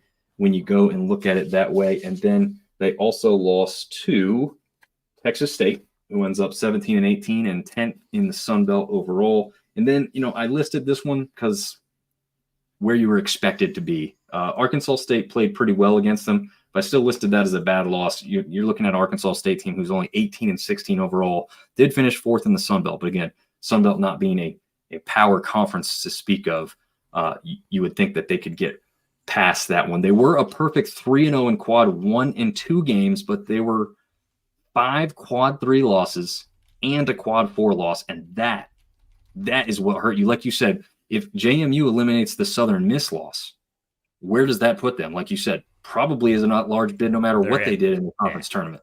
Yeah. If App State eliminates the quad 4 loss and maybe 1 or 2 of the quad 3 losses, maybe you've got them right there because you still include a win over Auburn and UNCW. And then, you're not dropping so many bad games, but yikes. That's how fine the line is in a one-bid league, I guess, Trevor, right? You're going from possible NCAA to a tournament that a lot less people care about, unfortunately. Yeah, and look, even like people are going to point at like Indiana State's resume and tell you like, oh, why are they going to potentially make it? I think they had a very similar loss in quad 3 or quad 4. That's what's going to hurt them ultimately. They had bigger wins and they had more quad 1 opportunities that they lost. So they had more times that they went up against these kind of teams. And look, UNCW, like, I can't sit here and tell you that was a bad, that was a great winner. Wasn't. Like, I was picking UNCW from the beginning to win the conference, and then throughout that tournament, before the tournament, et cetera, was at the tournament, watched them loss. Charleston, by the way, at perfect timing on this conversation about CAA by accident on my part. Charleston just clinched against Stony Brook in overtime with the most combined 3-pointers in CAA championship history. So a shootout that I'm excited to go back and watch. Congrats to Charleston. Just want to put that out there because UNCW was obviously a very popular pick in that league. So sorry, I know I've gone on enough tangents tonight, but yes, 4 bad losses. The 2 that are inexcusable are Northern Illinois. Like, I mean, you can't lose to 298th in the net in Northern Illinois. You just can't. Like, and they were a 3.5 point. The line was fishy. App State was a 3.5 point favorite. At game 2, again, grain of salt there. Was also a Sun Belt challenge, whatever. Maybe there's something there. And then Texas State at the time, probably a bad loss. But really, the more I'm looking at it again, the really only bad losses were to Northern Illinois and Texas State. Like, if we're just being like, now that we know what we know, UNC Asheville, Troy, like, you kind of laid that out already. Oregon State, they should have fired their coach 7 years ago. But so, yeah.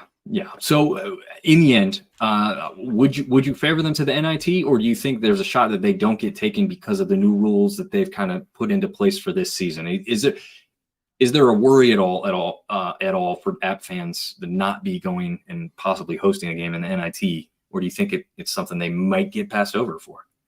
They're 100% going to get passed over for it probably, and it pisses me off. Like, Eastern Kentucky and App State and all these teams, and the argument's going to be, well, just win your conference tournament. And I'm going to tell you to shove it, because at the end of the day, these teams should have an opportunity. The NIT doesn't matter anymore from a national relevancy standpoint. But for these programs, and this is the way that it needs to be looked at, and this shouldn't be an argument from anybody. I'm just talking... the way I'm approaching this conversation for this podcast, because you obviously don't feel this way. I'm approaching it from a 2 a.m. sports radio guy talking to himself, right, or talking to a caller that's whatever, working third shift somewhere, right? We've all heard that radio. You know what I mean, right? Yeah. The argument's going to be this: like, win your thing, win your this, win your that. But what it means to these mid-major programs to play in the NIT, the perfect example is last year. The American had North Texas, who won the NIT, and it had Charlotte, who won the CBI. Look at those 2 programs now, right? They made the jump up to the American. They were in the Conference USA last year, to be clear. They're in the American now. North Texas, first year without Grant McCaslin. They have an incredible coach in Ross Hodge, who I got to talk to in November at the Charleston Classic, a guy that I will be rooting for, and I think will have North Texas back to the top of their conference, competing very soon. They were a great team this year defensively, didn't drop off there. And then from the Charlotte side of things, Coach Furman was on that staff last year. championship experience playing in the CBI. I know it's the CBI and the Tony Patelis jokes on Twitter, but it's the CBI. It's a conference championship that clearly meant something. Coach Furman was on that staff, and then now Charlotte ended up being, I think, the 3 seed in the American, for crying out loud. Like, no one thought that. He got the interim tag lifted in like January. Like, that's an incredible experience, and why the CBI really does matter for these teams. There were some awesome teams in the CBI last year, and ultimately, one of the two of those conferences, and even like FAU, right? They were in the Conference USA at the time as well, and they made the Final Four. The Conference USA, a mid-major league, had 3 teams make the Final Four or championship game of all 3 major tournaments.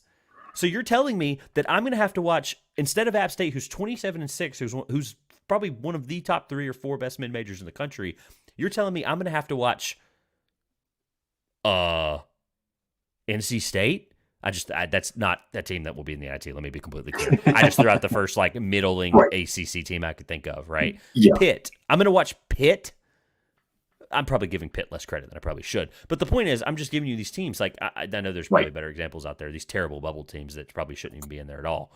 So they do. Regular season championship needs to matter for something. It does. I feel so bad for Eastern Kentucky and for App State and for even Indiana State. Indiana State might miss the NIT. That is a travesty to this college basketball country, and it's quite downright ridiculous. I kept it clean. So elaborate on Neil's thought here. Winning your conference is much more difficult than winning your conference tournament. Do you agree, disagree, or what are your thoughts on that? That's an interesting question. Here's the argument, right? Stony Brook was just in the conference championship game against Charleston. I just laid that out, right? I've watched that team for 3 days in a row. I'm not sure that that's a team. Like, they went, whatever they went, and they were 7th coming into the tournament, and they went on to do that. It's hard. I think it's harder in a tournament setting because there's more on the line, I think, is probably my ultimate argument, right? Stony Brook's playing for its freaking life, and they went to overtime with Charleston. Now, throw the 2 regular season results out the window. Those results meant something at the time, but what does it mean more to a player? A mid-year January conference game against the top seed in the league, or potentially beating them as the number 1 seed versus the 7 seed to go and be the only bid, talking about the no bid or the 1 bid thing, to be the only bid out of the CAA, right? I hate to keep using the CAA on a Sunbelt podcast as my examples, but it's the league I've covered all year, so it's fresh on my mind. Stony Brook, they are a better team in the conference tournament because they were there and they were playing for their life. Yeah, I think it's close to answer his question, but I would argue more for conference championship games or championship tournaments, because ultimately those mean more, and players will tell you that, right? I talked to tons of players this weekend. Dean Knoll, for example. I'll just give a shout out to Dean Knoll. He followed me on Twitter. He's an incredible guy playing on a torn meniscus, and that regular season game he probably sits out, or at least maybe takes a day off in the regular season because of that injury or whatever. In that conference tournament, he put a brace on, and his leg couldn't bend past 40 degrees. And he was playing. I figured you probably agreed. I just want to make it clear how passionate the subject really is. But the point is he slapped that knee brace on, and guess what? They won 3 games in a row, and they almost beat Charleston. I didn't make it clear. They almost won in overtime. It was 79-82, I believe, was the final score. So to think that team was dead in the water 3 weeks ago, that ultimately the conference means more. Conference tournament means more. Sorry. I think too, like a great example of that is one we touched on towards the start of the program. Southern Miss, right? They were riddled with injuries before the season started. Like 2 of their players, I think, were out for the year before the first game even took place. So, what if those guys had come back towards mid-season or towards even closer to the end of the season? That team is totally different, giving them a chance and ability to make a run that otherwise wouldn't exist. Now, again, I agree with you and Neil that the regular season still does need to mean something. That's what the NIT used to be, right? If you don't make it because you fall apart here or you're a 1-bid league, but you're still a really good team, we have a spot for you. And now it's going to be a money grab, right? I mean, there's a reason they changed the game here, literally, is because they're going to bring in more money by bringing in more programs that bring more eyes and people to stadiums, which, I mean, great for their pockets, not good for the product on the court. Like you said, you're going to have middling power programs just because they're a bigger brand name and they're bringing in more money and viewers, but your product on the court is not going to be as good. I mean, you're going to randomly have some good games here and there, but is your champion really going to be as good as it could have been when you don't invite some of the better teams that didn't make the NCAA tournament. Well, the ultimate thing say is, no. talking about the good thing, it's ultimately going to be a team that people are A, going to recognize more. That was the whole point of it. And then B, the thought is potentially a more talented team. But I'm telling you, I would take that North Texas team last year over 15 to 25 Power 6 conference teams. To give you a better realistic answer, who would you rather see right now in the let's say the NIT for the sake of the problem that shouldn't have been passed? Virginia Tech, or Syracuse, or App State? Like one of those two or App State. I don't care what people think nationally. I'm sorry. I've seen both teams play this year. I would rather see the 27-6 team that is more talented. Yeah. Would. Sorry. Yeah. I think people that don't like App State kind of want to see App State. I mean, like, you want to see where they really stand, even if you don't want them to win. Like, you still want to, like, if you're a Sun Belt person, you're probably still interested on how good were they? You know, we played them. Right. You know, we either didn't think they were as good as that people thought, or they were really good, right? I mean, it probably depends on whether you won or lost that game. But I mean, I want to see that. There was one other thing. Like, if you look back at the standings, Troy finishes with a 20-12 overall record, 13-5. Their net's not great, but I mean, maybe possibly CBI invitation if, you know, they're 100% in the CBI. CBI. I'd be shocked if they didn't. And there are teams, for what it's worth, that have already been invited to the CBI. Yes, I meant to try and pull some of those up, to be honest with you, and I didn't. Is anybody in the NIT yet, or did they wait until? No, they wait. Okay, that's what I thought. So CBI, I did not know CBI was already throwing out invitations, but I was going to try and look some of that up. Neil's got another question here. Would you be afraid to play Virginia, Princeton, or Norfolk State? And as he has asked that, and you start to answer, I'm going to throw it over to just, you're going to have your general thoughts, ideas, whatever you want to share on your bracket. Again, not a bracketologist, but I know you got some teams you've liked throughout the season and some teams you've got to watch or really think could go on a Cinderella type run. So after you go through this with Neil's question, go ahead and just jump into what you think people should look out for across the board or specifically with one or two teams. So I'm really confused by the question because it's Virginia, ACC power, probably a 7 seed or 8 seed. Princeton, who's more than likely, knock on wood, going to win the Ivy for my liking and for everyone else's liking. They need to be in the tournament. And then Norfolk State. They're really good in the MEAC. They're probably going to be the MEAC champion as well. But those are three drastically different levels of teams. So I'm only just slightly confused by the question, so I'll just answer it the way it's been posed. I would only be afraid out of those to play Princeton. I just don't know who the reason I'm, because of what I think about Princeton, but the reason I'm really confused by the question is it's who is it afraid? Is it JMU? Because the only team that they have a chance of playing out of those is probably Princeton if they make it to the Sweet 16. Like, it would be really hard for those two to go up. So I don't really know if that's JMU directed, but if I'm blank team and I play one of these three somehow, I'm the most afraid of Princeton, actually. So I hope that answers his question. He can follow up if he'd like. But yeah, I would agree just on my base knowledge. The only thing is, Virginia does play that, suffocating D, but they're kind of like Iowa in football. They just struggle to score points. Virginia Tech scored 90 points on them earlier this year. Wow. So I know they can shoot threes, but like Virginia's beatable. This is not the year people are going to look at Virginia and be like, well, the defense, people are going to circle them into the Sweet 16 or even like just at least the round of 32. And I'm not sure, depending on the matchup. App can play any of these. That's a really good. That's unbelievable clarity. Yeah. And by the way, my answer stays the same. So yeah, that's true. That's really great, Cody. Thank you we were on app, so I probably should have figured that out. But yeah. To be clear, I should tell you, Neil's an App State guy. So I figured so. I could kind of tell. Yeah, you could figure it out. I want some redemption against Norfolk State, if I can be honest. Not in the sexiest matchup, I guess, but just one that I think I don't know how much of that game you saw a couple years ago, but they just got completely decimated in the first half. Woke up in the second half, come all the way back from like almost 20 points down in the first half, take the lead late, and then of course it was just like that Arkansas State finish. Essentially, took the lead late. Had a chance to make it a little bigger or let them close the gap. They close the gap, and then they win right there at the tail end of that one. So, Yeah, unfortunate, but I would like another shot for that reason myself. Point I'm making is these teams are in, and I see. Yeah, Well, two of them will be automatic qualifiers if they have a chance, so it really won't true. it'll be if they lose or not. Um, not that we really care at this point now, but since we've been talking about it, but some teams that have already been invited that I found. You see San Diego, who's ineligible for the NCAA tournament if they were to win that conference.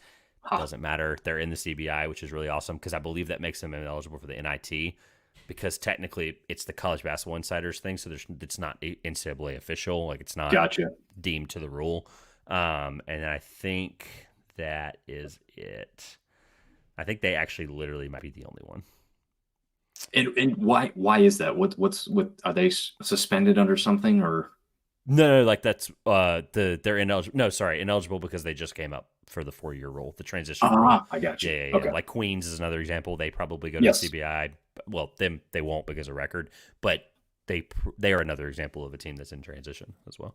Bellarmine too, isn't that one you mentioned? Yeah, Towards the Bellarmine had beginning a of the season? tough year this year. They finished in the bottom of the A-Sun. Love Coach Scotty Davenport. Talked to him many times. Great dude, but tough year. They battled injuries. They I think 6 of their 13 most roster or 13 like highest minutes players, 6 of them had season-ending injuries, if I remember correctly. Oh wow. Yeah, so they had a rough year. Where is that school? I don't know off the top of my head. So that's a really loaded question. It's in Louisville. So they play Louisville every year. That was the team that beat Louisville 2 years ago. That That's incredible right. offense that for like 4 straight minutes the ball didn't touch the ground because of passing. That was that team, and they play at Freedom Hall, which is Kentucky or Louisville's old arena in Louisville. So really cool venue. Yeah, Very, very nice. Neil just says I'm still just pissed we lost. Yeah, it was to I'm me. It pissed was for the you. way we lost. I am. We- Like I'm here as an unbiased party. I know that you're a App State guy, but I wanted them to be in the tournament. They were my pick because I wanted to see a chance that JMU really did have a chance to make it. So Yeah. He said we'd be a good draw here in the South. Charlotte, Greenville said, yeah. I mean, if they ended up in Charlotte, I'd have been Would've been doing great. whatever I could to get there. But also those tickets, you're talking about conference tournament, NCAA tickets are crazy. yeah, For a you gotta second. get them early. Gotta get them really early, from what I understand. Yeah. Are you headed to any games this year? Are you going to any regional action? No, I tweeted it yesterday. I sent my official thank you to in-person game stuff. I tagged a bunch of people that were really helpful this year. I went to 40 games, 36 college basketball, and 4 high school, like I said earlier. And unless something changes, the only chance that I'll just make it abundantly clear publicly, the only chance I go to a game of any kind that is in person the rest of this season is if NC State women make the Final Four. I will be flying my mother to Cleveland because I've always told her if they ever make a game like that in our lifetime, as in my lifetime, then I will find a way for us to make it there. I don't care how much it costs. Nice. And they obviously have a great chance. They're second best team in the ACC. So Virginia Tech's incredible. Iowa, obviously. There's a lot of other teams that are going to prevent them from getting there, but they draw a good bracket, and some cardiac pack stuff starts to happen. Could be seeing myself in Cleveland in the first week of April. Interesting. I've been to Cleveland. I actually kind of like that city. I know some people, I've heard things that, people don't like it or it's not great, but I thought it was a very cool city to hang out in for a couple of days. Getting back into maybe some thoughts on the bracket. So I want to start with the first Cinderella. I think they might have been one of the first teams in. So Stetson makes their first ever NCAA tournament. I don't know how much you know about them. I know next to nothing. They're the ASUN representative, but is there anything you know, or is it they've got any kind of shot to win their first game against who knows who yet? You had no idea this, but literally 2 hours ago, I got done interviewing their head coach for a podcast. So shout out to Coach Donnie Jones and Stetson for coming out of the ASUN. Literally just got done talking to him. So yes, Stetson is very fresh on my mind. Justin Blackman's an incredible player. He had 43 in the championship game of the ASUN. Obviously, that game came down into the 90s. No single team in the ASUN plays defense. So Stetson's hope is to not draw a 16. We obviously know that 16 can beat a 1, but I'm telling you, this is probably not the year. This is going to age horribly if that happens, and don't clip this.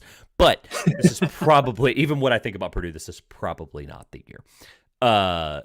At the end of the day, Stetson, unless they draw a 15, I love Coach Donnie Jones, but good grief, like they're not the ASUN gets the worst draw possible every year. I mean, they don't ever get a reasonable. Hey, could they probably beat a team? They probably actually are probably going to get the first four, which is really sad. But they're an incredible Yeah. team, incredible story. The ASUN was an awesome team, awesome group this year. Really would have loved it for Lipscomb as well.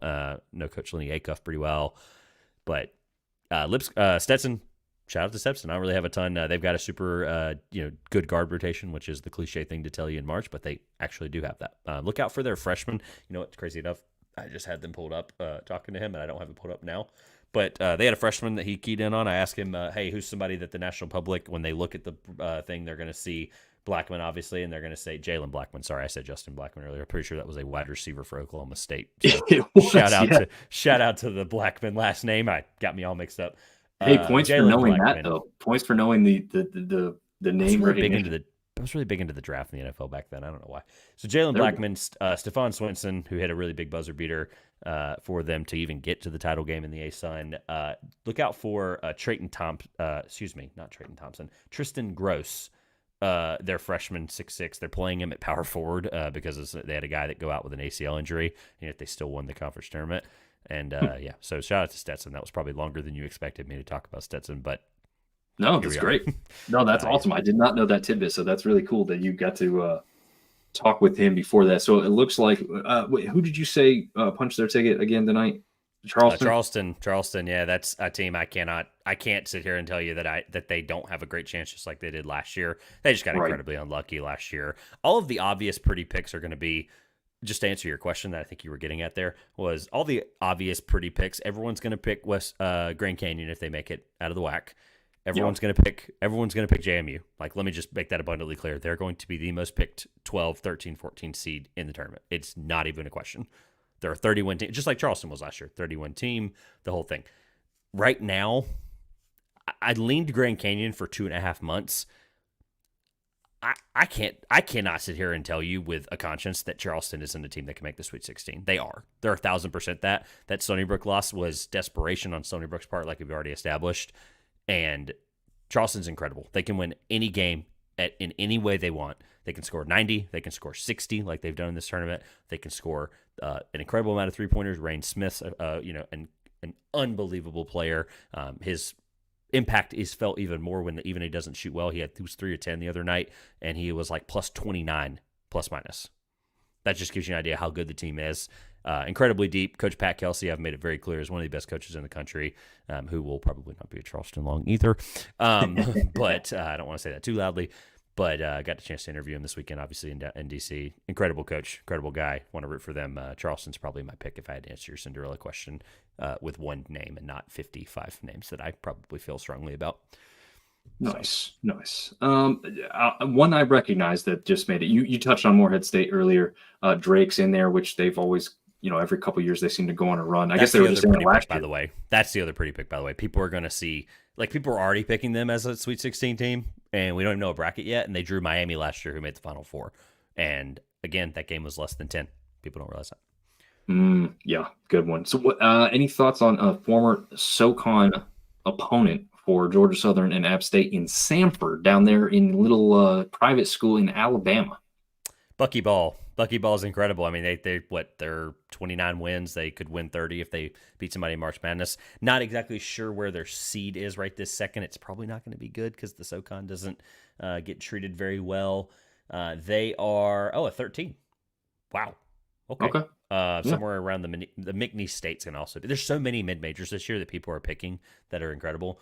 McNeese is also in there as well. Samford is the one you just asked about. Achora is one of the best players in the country at his size and positional strength. Like, he can bully ball you down low. He can also shoot the three incredibly well. That's a guy that if you don't have a game plan for Achora, you're losing to them in March Madness. Like, if you don't have a game plan, you come out and execute it. That's somebody that can absolutely take somebody down.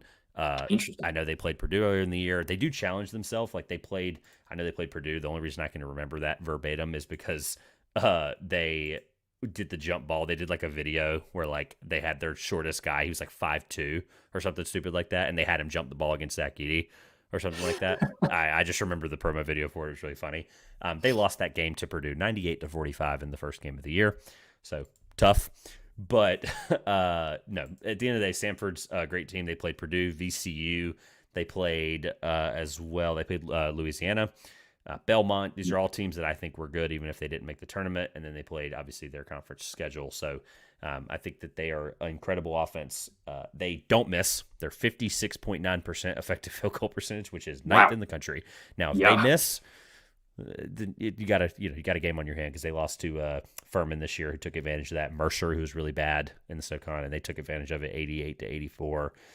But they don't. They average an incredible amount of points, so you're just not going to beat them if you don't score with them. Interesting. Well, so we covered some Cinderellas. Is there any big time usual suspects that you just know for your heart of heart, you know they're going to be there in the end type of thing? Since we've covered the one side, let's go with the power programs and the guys you expect to be there and the favorites to be in the Final Four, as we see most years. It's so hard to answer this question, and I'll tell you why. Because there are two that I think. So the problem is UConn's going to win the national championship. Let me just go ahead and put that out there for a second. Okay. UConn's going back to back, and there is enough data historically, and there is enough of an eye test this year where they basically haven't been challenged this year. Like, they just haven't. Even those games early in the year, they won them. Like, they had that, I think, the one loss to like North Carolina or something, right? They had the one in the really early on in November, but still impressive win for, again, whoever that was. Let me just pull it up so I'm not talking out of my tail. I think it was North Carolina because I actually, Kansas. Weirdly enough, I have a UConn fan. Kansas 69-65, but that game against North Carolina, to be clear, was 87-76, also really close as well. So, like, both those games back-to-back, by the way. They played Gonzaga as well. So, their only loss, Seton Hall and Creighton. At Creighton, at Seton Hall. At Kansas. That's it. This is 3 teams that have beaten them this year by less than 10. That's Sorry, crazy. finish your UConn story. I interrupted. Oh no, I was just saying I literally across from one another as a UNC and a UConn fan. And what's funny enough is the UConn fan obviously took UConn to win it last year, won my bracket challenge, and I took UConn to win, and he ended up edging me by like a point or two.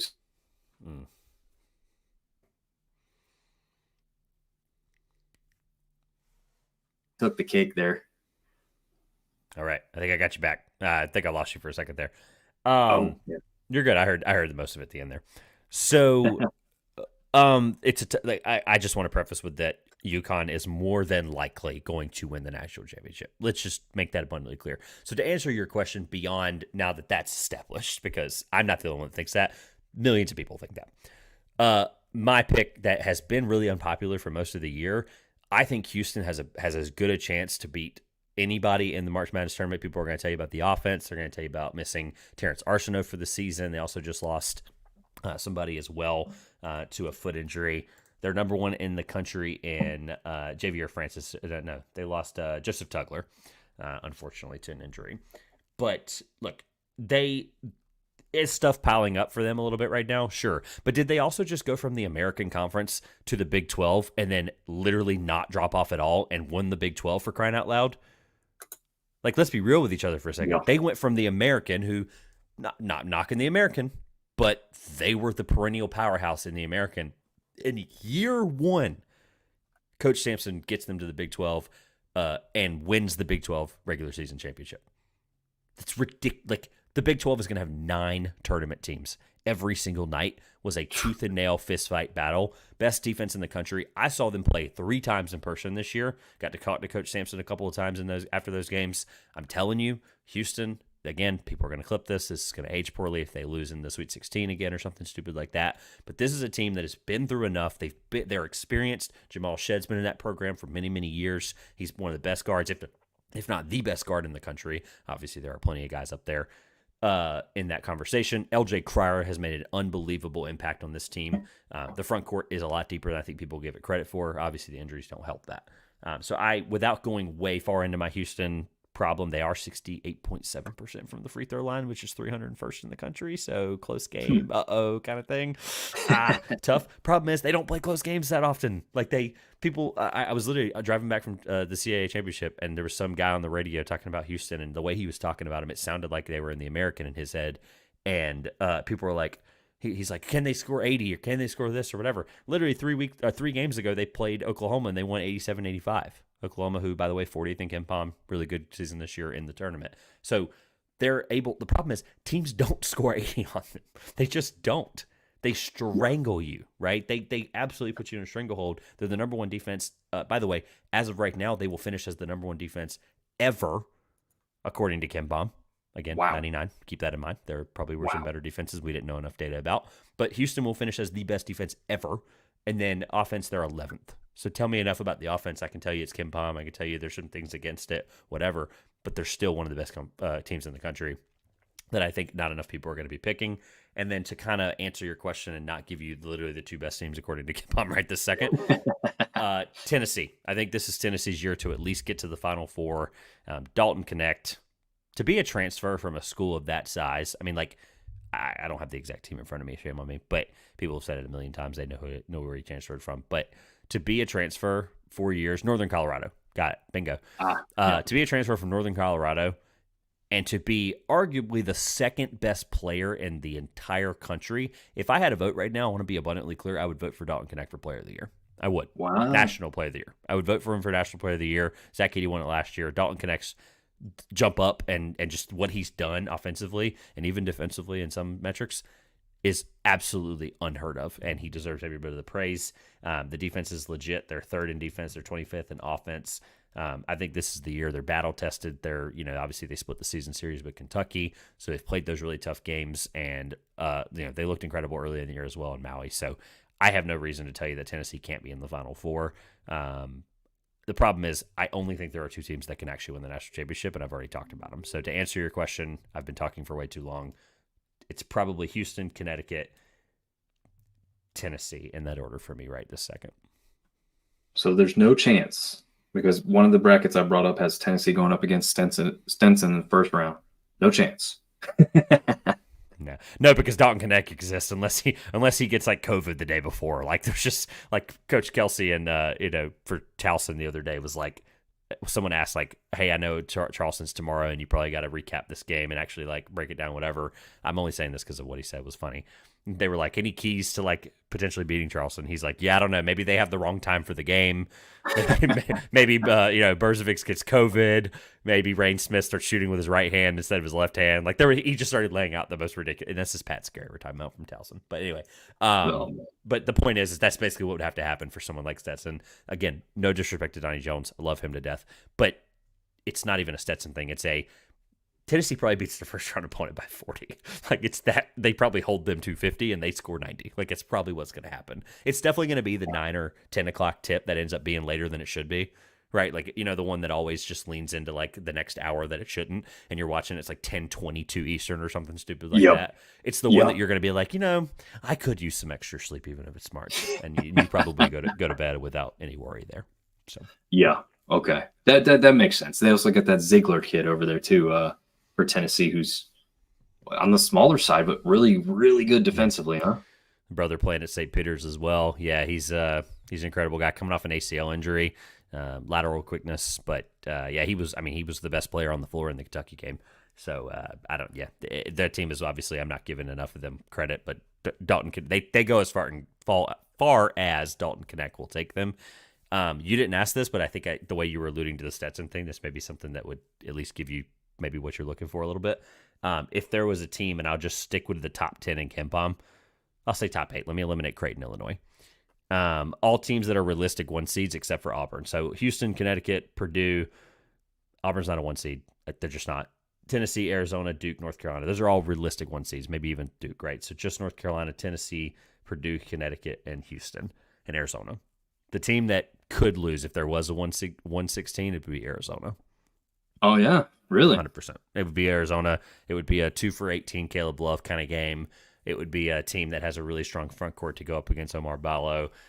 Colin Boswell can get you, can shoot you shoot you in the foot in some spots if you're not careful. But when he's controlling the pace of the game, they control the game really well. So, they have really great players. They're a really talented team. They beat Duke really early on in the year. Obviously, we know that. But Arizona, of all those teams, they are, I think, the weakest. Gotcha. Makes sense. But I guess I wasn't thinking about that. But yeah, I like it. I like what you gave for a matchup there and a possibility. That's what the people came to watch. Somebody who knows what they're talking about and can predict these types of things to possibly happen. I know you didn't put any kind of stamp of guarantee on it, but possible things. Give the Duke fans that are still watching the celebratory one that you showed me earlier. the JMU fans, right? Yeah. The is this I don't know if it's gonna do it because my thumbs are not registering. I don't know. For YouTube, the people on YouTube are gonna love this. People on audio are gonna be really confused. I'll Yeah, that's true. They're like, what are they talking about? Anyway, there we go. Congrats to the JMU Dukes. There we go. The fireworks going off in the background. Thank you. Yeah. Yes, very cool. He was showing me that before we got rolling, so we definitely wanted to get that in on the visual aspect. And you're right, the people that are listening are like, "What's going on in the background that I can't see?" But yeah, definitely some cool graphics and effects. You said it's a Mac that does that? Yeah, apparently it's an Apple thing. I found out like 2 weeks ago. Yeah, I have a MacBook Pro and it's been awesome, but it does random stupid things on podcasts like put fireworks and stuff all over the screen. Don't know. Talk about it. What can I tell you? If you guys win your brackets and you're looking for something to spend your money on, and you do this podcast thing or video with conference calls for work, then you've got a really cool thing that you can have in your backgrounds. So anyway, Trevor is a plethora of information. Like I said, not only is he very knowledgeable on college basketball, he's also covering the pros. He's putting out podcasts all the time. He's got a YouTube channel. So Trevor, tell the fine people where they can find you and follow along, especially as you go through, and I'm sure continue to share lots of thoughts as we get closer and closer to all the bracket reveal that will happen on Sunday afternoon. Yeah, I'm going to enjoy every bit of free time is probably not the right word, but I'll enjoy every bit of time I have left because my wife's going to hate me come Sunday at 6 p.m. from then until God knows when. Funny enough, our anniversary is Monday, so we took the trip a little early, so I just want to give her a shout out because it was hard to convince her to go watch a 6-win Coastal Carolina team, even if JMU was the opponent. It was really hard sell there. Hey, I know we're doing our anniversary trip 3 weeks early because of March Madness, but JMU's there, and it is funny. I didn't even think about the fact that they made it. It was like, oh my God, wait, I had a chance to see the eventual tournament team. It's tough. I really thought it was gonna be App State, which is why I wasn't too mad about it. I was like, you know what? I picked App State all year, like I've told you earlier in the year. So I was like, you know what? I don't need to see JMU because I don't think they're gonna make it. Shame on me. All right.